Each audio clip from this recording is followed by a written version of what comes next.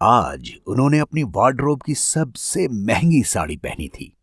बाल मेहंदी से रंगे थे। 2 बार शैम्पू किया था। 2 ही दिन पहले फेशियल भी करवाया था। सर पर अशोक के पत्तों से सजे 4 घड़े रखे प्राइमरी स्कूली बालिकाओं से तिलक लगवाकर भीड़ के नमस्कार स्वीकारती बेफिक्र दिखने की कोशिश के बावजूद वो अपनी उदासी को छिपा नहीं पा रही थी।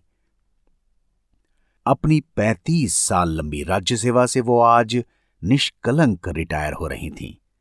सजे धजे मंच पर आसन जमाए अतिथियों को मन ही मन गालियां देता हुआ कर्मचारी संघ का अध्यक्ष माइक पर प्रशस्ति पत्र पढ़ रहा था।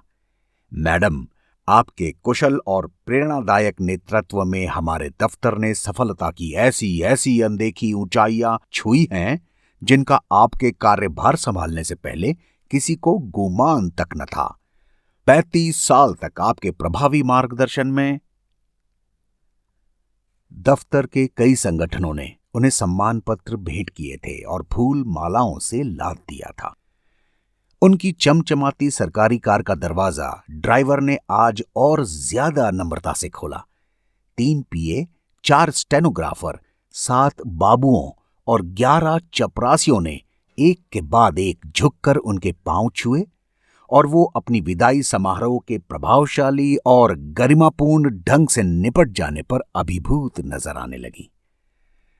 गुलाब की बड़ी बड़ी मालाओं से लदी जब वो घर पहुंची तो आते ही खुद अपने सम्मान पत्र करीने से ड्राइंग रूम की शेल्फ में मेज पर सजा दिए। बुके और फूलों के महंगे गुलदस्ते यथास्थान सलीके से जमा दिए। एसी चालू किया और स्थानीय खबर चैनल पर अपनी विदाई समारोह की खबर सुनने के लिए टीवी का रिमोट हाथ में ले लिया। वो थकान सी महसूस कर रही थीं और उन्होंने चाहा कि तत्काल कोई एक गिलास पानी उन्हें पिला दे। उन्होंने रिमोट एक तरफ रख दिया और चपरासी को बुलाने के लिए कॉर्डलेस घंटी बजाई। पर दूसरी दफा घंटी बजाने पर भी जब कोई नहीं आया तो वो बेचैन नजर आने लगी। कुछ पल ठहरकर उन्होंने तीसरी लंबी सी घंटी बजाई। उन्हें बड़ी तिलमिलाहट हुई। दफ्तर के 4 माली, 2 ड्राइवर और 5 नौकर उनके पास बरसों से थे, पर सर्वेंट क्वार्टर, बगीचे और पोर्च में सन्नाटा पसरा हुआ था। 35 सालों में ये पहली दफा हुआ था कि घंटी बजाने पर भी कोई ना आया। ये सोचकर कि शायद लोग आसपास ही कहीं हों, उन्होंने घंटी के बटन पर पैर रख दिया। इस पर भी जब घर में कोई हलचल न हुई तो वो इस दफा अपना पूरा वजन डालकर घंटी के बटन पर खड़ी ही हो गईं।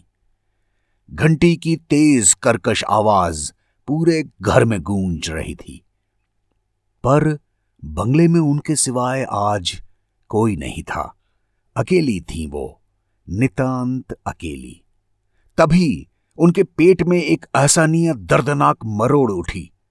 उनकी कनपटियां एकदम लाल हो गईं, सांस यकायक फूल गई, सर बुरी तरह से भन्नाया, माथे पर पसीने की धाराएं बह आईं, दिल एकाएक बेहद जोर से धड़का और वो निर्जीव होकर 35 सालों से ड्राइंग रूम में बिछे उसी एक महंगे सरकारी गलीचे पर लुढ़क गईं, जिसे अगले दिन दूसरे सारे सरकारी फर्नीचर के साथ WD वाले अपने स्टोर में वापस ले जाने वाले थे।